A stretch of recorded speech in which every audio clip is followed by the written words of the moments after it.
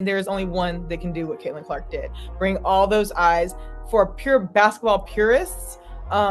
There's nobody like her. There is only one that can do what Caitlin Clark did, bring all those eyes for pure basketball purists. There's nobody like her. Ever wonder why some WNBA stars seem to break out in hives every time Caitlin Clark's name is mentioned? It's like they're allergic to success that isn't their own. And boy, Clark's been serving up a feast of achievements lately on the court. What she did, I don't know if you saw. Indiana Fever yesterday posted this clip of Caitlin and the caption was just her accolades, and it took minutes to read, and I'm like, girl, do you want to chill at all? She doesn't know zero, and listen. I think this is probably the easiest decision to make, right? Like from Time's Athlete of the Year to Forbes's 30 Under 30 to more recently SBJ's Business Athlete of the Year and the Associated Press Female Athlete of the Year. Clark's trophy case is getting crowded. Meanwhile, the WNBA's social media accounts are acting like your ex who forgot to invite you to the party.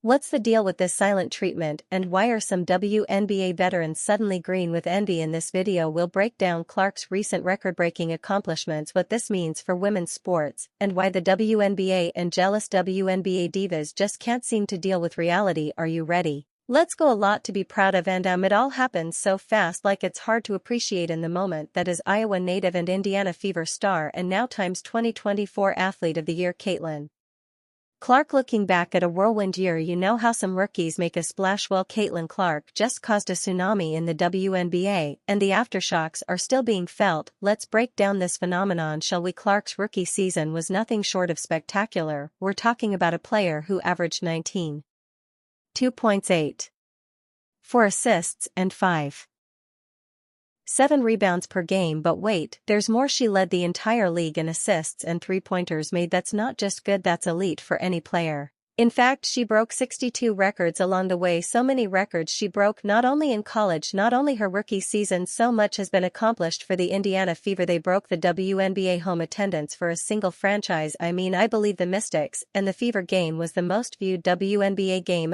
ever in history. Single game attendance. So just so many things have happened in such a short amount of time on the back of Caitlin Clark. Here's where things get really interesting. Clark impact off the court has been just as mind-blowing. Get this, WNBA merchandise sales skyrocketed by 500% during her debut season. That's not a typo, we're talking a six-fold increase. It's like Clark waved a magic wand and suddenly everyone wanted a piece of the WNBA. But it's not just about selling jerseys. Clark's presence has been a game-changer for the entire league. Viewership is up, attendance is through the roof, and the WNBA is reaching audiences it never has before. We've never ever seen somebody in this way capture an audience, capture a new audience, and be able to absolutely attribute real numbers and statistics to their popularity, right? Like 19 million people watching, and certainly watching the national championship. Sports economists are taking notice. 2-1 expert Thor Laviol called Clark a lightning rod for women's basketball. She's not wrong. Clark's influence is so massive that people are comparing her to Michael Jordan in terms of elevating the sports profile. We talk about ceilings a lot, but she created a new floor, so now we're going to look back. Even if it doesn't hit the numbers that it hit this season,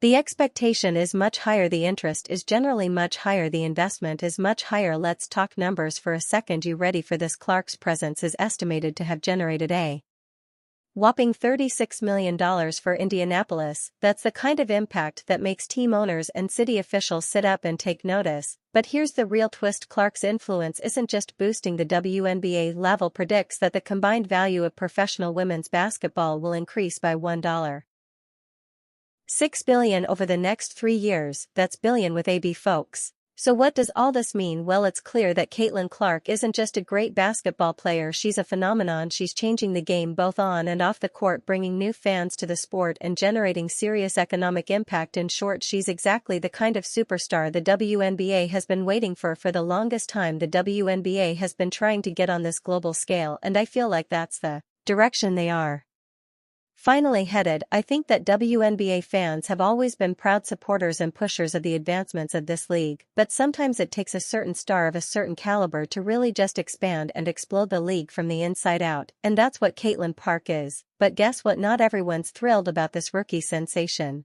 Some folks in the WNBA world seem to be having a hard time adjusting to the new normal. Why? Well, that's a whole other can of worms we're about to open now.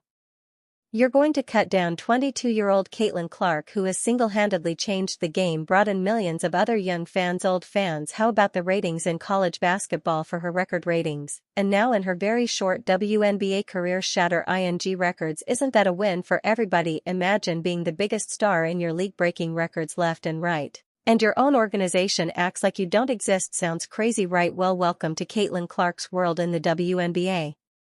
Let's be real for a second. In most pro sports leagues, when a rookie comes in and dominates like Clark has, it's celebration time. Think about the NBA and how they hyped up their generational rookies: LeBron James, Steph Curry, Luka Doncic, Victor Wanyama. These guys were plastered all over social media, featured in league promotions, and basically treated like royalty from day one. Like, what are we doing and why? Please stop. Let's celebrate Caitlin Clark, celebrate her greatness, celebrate her courage to keep pushing through. But the WNBA crickets when Clark was named Associated Press Female Athlete of the Year. A huge deal, by the way. The league's response was a retweet. No congratulations, no special write-up, no proud moment, just a cold, emotionless share. Talk about a lukewarm reception. Now contrast that with how the WNBA treated Candace Parker when she won the same award a few years back. They went all out with a dedicated post highlighting her achievements and showing some real pride. So what gives?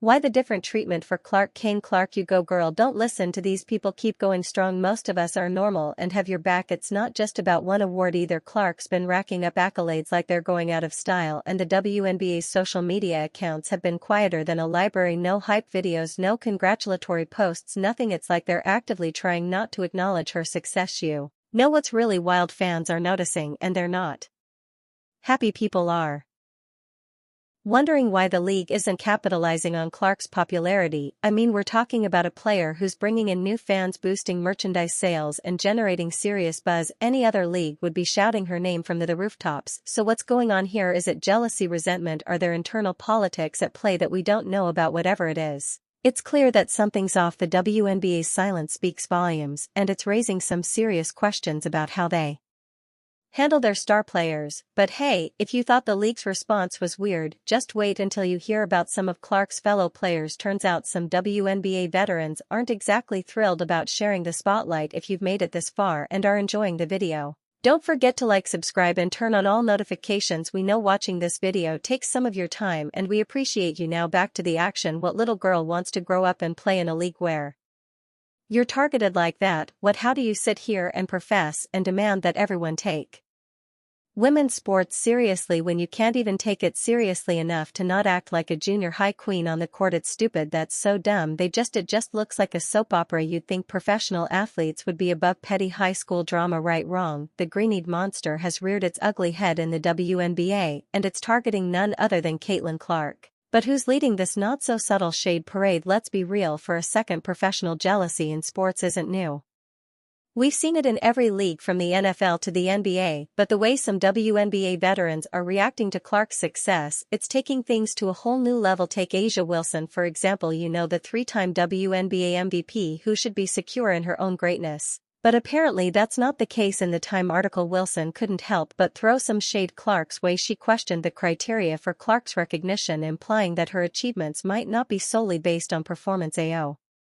Wilson is her name. Quote, "It doesn't matter what we all do as black women, we're still going to be swept underneath the rug. That's why it boils my blood when people say it's not about race, because it is really. A'ja, that's the road you want to go down." But wait, there's more. Wilson reportedly declined a lucrative offer to join the unrivaled league. Sources say she was offered more money than Clark, and guess what? This information conveniently leaked right after Clark declined to join.